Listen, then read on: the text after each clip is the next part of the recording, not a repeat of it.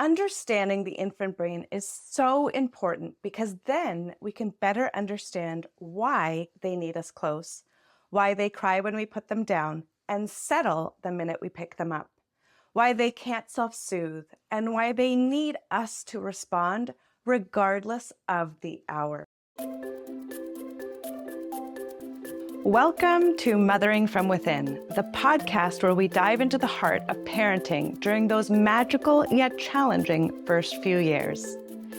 I'm Kaili, a mama of two, a pediatric occupational therapist, and your guide on this beautiful journey of motherhood. Every week, we explore the wonders and hurdles of motherhood with curiosity, we gain clarity around our babies, and find the courage to trust our instincts. If you are a mama who wants to do motherhood your way, confidently, courageously, authentically, then you are in the right place. So grab a cup of tea, tuck those little ones in for a nap, or bring them along for the ride. It's time to get curious, gain clarity, and unleash your courage to do motherhood your way. A gentle disclaimer, please do not consider anything discussed on this podcast by myself or any guest of the podcast to be medical advice. The information is provided for educational purposes only and does not take the place of your own medical or healthcare provider. In today's episode, I'm excited to talk about our baby's brains. Understanding the infant brain is so important because then we can better understand why they need us close, why they cry when we put them down, and settle the minute we pick them up, why they can't self-soothe, and why they need us to respond regardless of the hour. My hope is that after this episode, you will lean into and trust that your instincts to hold, soothe, nurture your baby are the exact right thing for your baby's developing brain and what your baby needs the most. All human babies are born premature to a certain extent, mainly because of the size of our human pelvis and the restrictions that walking upright on two legs presents. Our babies need to be smaller when they're born so that they can fit through the birth canal. If human babies gestated inside the womb for 18 months and came out with the ability to stand and walk, like most other mammals, development would be a whole other ballgame. But so would healing for us mamas. Because of this prematurity, human babies are born with only a fraction of their brain developed, about 25 to 29% actually. Babies are born with nearly all their brain cells, but their brains are about 75% smaller than adult brains. The infant brain doubles its size in the first year and grows to about 80% of the size of the adult brain in the first 3 years, which is actually how long the infancy period is considered to be. Let me say that again. The infancy period is considered to be from birth to 3 years of age. The other important thing is that even though they have nearly all their brain cells at birth, those brain cells are not developed into specific pathways, which will ultimately help us to function in our daily lives. Fun fact, the human brain isn't fully formed and functional until about 25 years of age. I think we can agree that human babies are born vulnerable and dependent on us, their caregivers, for survival and safety. The additional brain growth required to stay alive and thriving happens outside the womb. Most of this occurs in the first 3 years of life, but a huge amount happens during the 4th trimester. What a big job our babies have.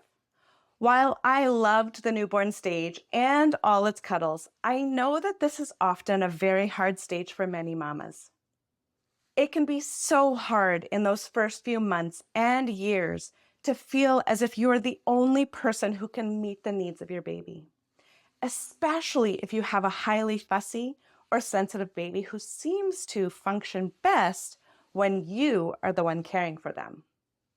It's hard to be needed 24/7 when you're physically tired, emotionally and energetically depleted, sore or in pain while you heal from either a vaginal or a belly birth, and feel as if you've become a different person. when you're trying to come to terms with who you are now in this new role as a mom, responsible for this entirely new person. It's hard to go from being fun, free, independent, social, and productive to being consumed by thoughts of which breast you fed on last, how many dirty diapers you're seeing in a day, how to best coax your baby to sleep, and when you last ate or showered. It's hard, no question about it. But guess what? You're not the only one who's gone through a change. Put yourself in your baby's shoes and see the transition from their point of view. Your baby comes into this outside world after 9 to 10 months of being enveloped in the warmth of your womb, where they float freely, sounds are muffled, and the lights are dim. They're rocked to sleep with the rhythmical and comforting movements that your body makes while you go about your day. Then comes a day when they're born, and their senses are on high alert, and their survival instincts kick in. Birth is hard for babies as well, which I chat more about inside episode number 7, Birth is Hard for Babies Too. I really love this quote from Susan Brink from her book called The Fourth Trimester, Understanding, Protecting, and Nurturing an Infant Through the First 3 Months. The quote goes like this: "The fourth trimester is an outside the uterus period of intense development that is an extension of the work begun in the first 9 months in utero. A newborn human is not so much a baby as a final phase fetus living through a time of transition as he or she gives up the comforts of the uterus and gradually adjusts to the wonders and challenges of the world." End quote. I feel like this quote clearly shows just how vulnerable and dependent babies are when they are born. And this is something many mamas and even some healthcare professionals do not realize to the full extent. I want to take a moment and let you know about my book, Mothering from Within. Like a good friend, therapist, and mentor, this book offers guidance and support to help you navigate motherhood with intuition, grace, and yes, a bit of humor. It's full of evidence-informed, developmentally appropriate, attachment-focused information on developmental milestones, baby sleep, reflux, feeding, mama mental health, and so much more. To grab a copy, check out the link in the show notes below. Your baby's brain is different from yours, at least initially. Remember, your baby is born with only 25 to 29% of their brain formed. Understanding these differences might just help you trust yourself and your instincts a bit more and allow you to sift through and even tune out all the confusing, often conflicting information that comes your way. No matter how hard you try, some will still get through your filters, but you can wave it off and move on. The brain actually develops in 3 stages. The first part of the brain to develop is our survival brain, which is housed in the brain stem. And this is developed and functioning at birth. The brain stem controls things like breathing, heartbeat, digestion, sleeping, crying, startling, blinking, sucking, and smelling. And it's also what allows us to orient ourselves towards smells, sounds, faces, and expressions, and even eye contact. Next to develop is the emotional brain, which is where our limbic system is housed. This part of the brain is immature at birth, and it develops during the first 3 years of life and beyond through relationships. The emotional brain regulates our mood, how we respond to stress, and shapes our lifelong mental health. Finally, we have the thinking brain, also known as the prefrontal cortex, which is housed in the frontal lobe. This is where true self-regulation happens. This part of the brain is immature at birth. It develops more slowly than the other parts of the brain, and it isn't fully mature until our 20s. Since I just mentioned the term self-regulation, and I know this is a hot topic in our society today, and it's a term that gets thrown around in the baby market, And particularly in the sleep training culture, I want to chat about this briefly. Self-regulation is the ability to monitor and modulate your behavior, emotions, or thoughts. It's actually a developmental skill, just like crawling and standing and walking. There are even regulation milestones. It develops gradually as our thinking brain develops and sort of quote unquote turns on. This isn't something we can somehow quote unquote train our children to do or even understand in the first years of life. Self-regulation requires the awareness to evaluate our external environment and the current state of our body, and then to compare this information to what is already known and plan a response.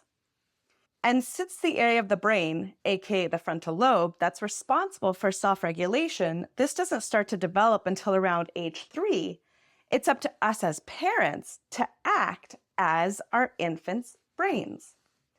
So we must be sensitive to the cues from their survival brain, nurture their emotional brain, and take over the jobs of their thinking brain by providing responsive, reliable, and positive care day and night.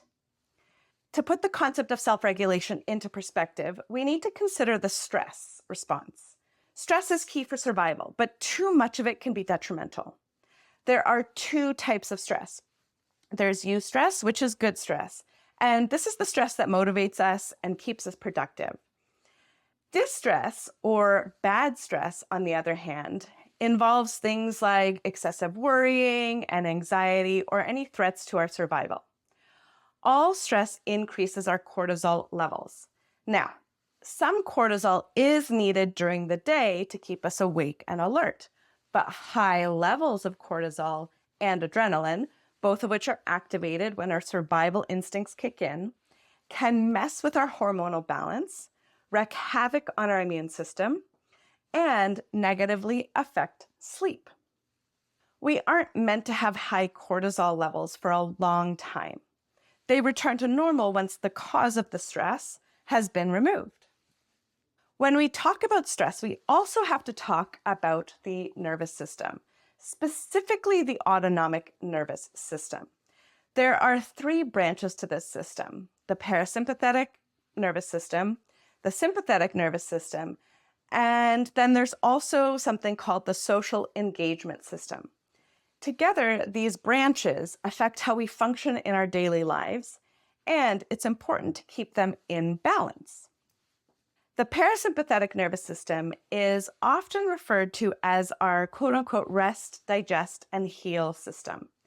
The sympathetic nervous system, also known as our quote-unquote fight, flight, or freeze system, gets activated in response to a perceived threat.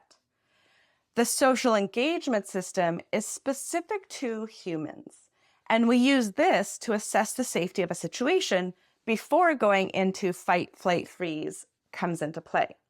And it's associated really with connection and calmness and engagement in daily activities. We read facial expressions, we listen to voices, and generally read the behavior of other humans to determine whether we're safe or not. This system is strengthened by relationships, and it helps us navigate our sympathetic and parasympathetic systems. Our ability to regulate is how we manage our arousal level among these 3 different systems. Now, I want to take you through how our stress system works for us as adults, and then also for our babies. And I initially learned this from Dr. Greer Kirschenbaum during my second sleep certification, which was based from a neuroscience perspective. Now, I'm simplifying this concept with the hopes that I don't totally lose you while still getting the point across. Let's start with our stress system as adults. Step number 1, we have an external threat from the environment or an internal threat from the mind, which activates an alarm in our amygdala, a part of our brain, and this is a part of our sympathetic, that fight, flight, freeze nervous system. Imagine you're home alone and you hear an unexpected noise, a creaking floorboard or a window kind of tapping. Immediately, your amygdala fires up, triggering your sympathetic nervous system. You might feel your heart jump as your body kind of prepares to take action. Step 2, our brain then sends signals to release cortisol so that we're ready for action. Continuing on with the example of being home alone, after your heart rate jumps and as this internal alarm bell kind of rings, your brain's hypothalamus tells your adrenal glands to pump out cortisol. This quote unquote stress hormone gets you ready to confront or escape the potential threat. You might notice you're suddenly wide awake and your senses are on high alert and they're sharpened.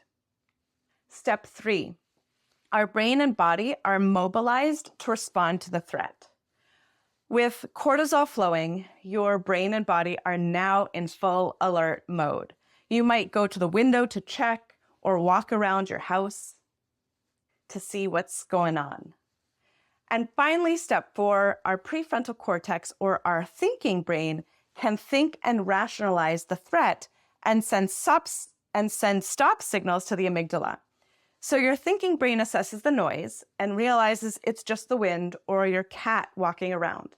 It sends a message to your amygdala that the threat isn't immediate and your body begins to relax. Now, let's chat about how this might play out for our babies with their less mature brains. Imagine a baby lying in their crib in their room. Step 1, an external threat like a loud noise from a dropping object, a door shutting, or a dog barking, or an internal threat like hunger or discomfort from a wet diaper activates the baby's amygdala. This is like the alarm bell that's going off, signaling a sense of urgency or distress. Step 2, the baby's brain then sends signals to release that cortisol, gearing the body up to respond. In adults, this prepares us to deal with the threat, but babies can't take many actions on their own. So this release of cortisol actually results in crying. This is really their only call to action, their way of letting us know they need help. Then we get to step 3, where the baby's brain and body are mobilized to respond to the threat. So they might kick their legs, they might start waving their arms, or their face might turn red from all of the effort from the crying. They're doing everything they can to signal for help. And here's where their developmental stage comes into play. A baby's prefrontal cortex, which would activate step 4 and help to soothe and shut off the stress response, is not yet fully developed. It hasn't even turned online yet. Remember, this part of the brain doesn't even start to develop until around age 3. They can't rationalize that the loud noise was just a door slamming and that they're actually safe or that their hunger will be satisfied soon. As a result, they either remain in this heightened state of stress until a caregiver responds to their needs, providing comfort and attending to whatever caused their distress in the first place, or they go into freeze or shutdown state to conserve this energy. In essence, babies rely on their caregivers not just for physical care, but also emotional regulation, helping them to return to a calm state after that stress response has been activated. It's a powerful reminder of how much they depend on us, not just for their physical needs, but also for their emotional security and development. So you see the difference between the baby and adult stress responses is in step 4, which is tied to the prefrontal cortex or that thinking brain. This is a huge difference between the baby brain and the adult brain. Again, this is why it's so important that we quote unquote parent the infant brain. We are their stress regulators. In the example I just gave, I talked about how a baby can become stressed with a loud or unexpected noise or a more physical need such as hunger or a wet or dirty diaper. But there are other things that can stress a baby as well. I have talked about how birth can be hard and yes, stressful for babies, as well as their first introduction to this sort of chaotic world outside of the womb. But babies can also have stress during their regular daily lives. Consider the following. Are you and your baby always on the go? Are there loud noises and crowds in your environment? Is your active baby being strapped in a stroller or a car seat a lot of the time? Are you constantly meeting new people while your baby is with you? Overtiredness, overstimulation, feeling scared, sensory processing differences, and more can all cause stress in our bodies. Understanding who your baby is and what causes their stress is critical. Our stress reactivity is set in the first year of life. What we do and how we help our baby manage and regulate stress determines whether our baby will be easily set off by stressors. For example, constant exposure to stress can lead to a heightened stress reactivity later in life. On the other hand, constant responding and nurturing your baby, their brain, and their stress can support their stress reactivity in life. It's also important to remember that sometimes babies cry no matter what you do. This is simply how they communicate their needs to us. They cry to let us know they're hungry, wet, tired, cold, overstimulated, need some closeness and connection, etc., etc. And I talk more about tears and crying in more depth in episode number 8 called Tears Tell a Story. But let me put this out there. Getting comfortable with and allowing tears while supporting the emotion behind them is so important for our children's development. Babies will, of course, be exposed to different stressors on a daily basis, and this will cause some stress in their body. But if we can shorten the duration of stress, then it's more along the lines of that eustress, and we won't have the same negative consequences as that distress or that quote-unquote bad stress. This is why it's vital to be responsive and support your baby in regulating their bodies and arousal levels, and to teach them that they can trust you to respond, to help, to care, day and night. It's through this responsiveness and the loving intention to support them that we take over the role of our baby's emotional thinking brains and we stop that stress. What happens if we don't respond? For example, during some version of cry it out sleep training. And if we leave the baby alone to quote unquote figure it out or self-soothe. Baby gets flooded with stress, is unable to shut it off on their own because their brain isn't actually capable of that yet. And eventually their brain shuts down, and the baby shuts down, and they fall asleep. I'm so passionate about this topic, and I believe that all parents need to understand this, even at the basic level that I've just described here, so that they can make informed decisions around sleep training.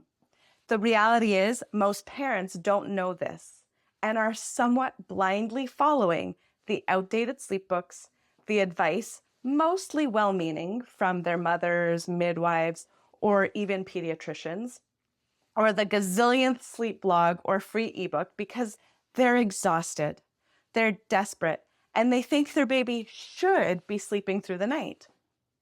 Your baby's nervous system is slower than yours, which means it's slower to quote-unquote correct itself when it goes out of balance.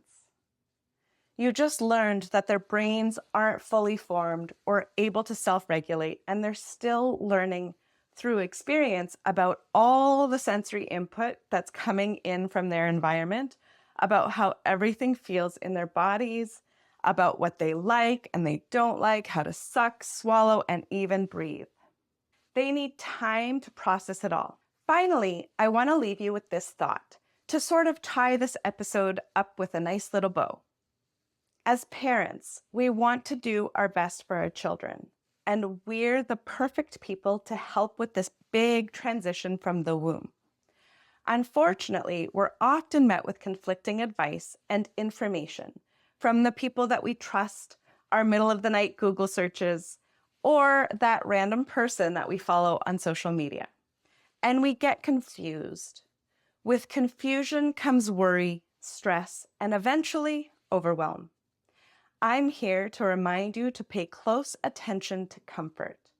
Responding to and comforting your baby is a powerful, simple way to form, build, and strengthen the attachment relationship with your little one.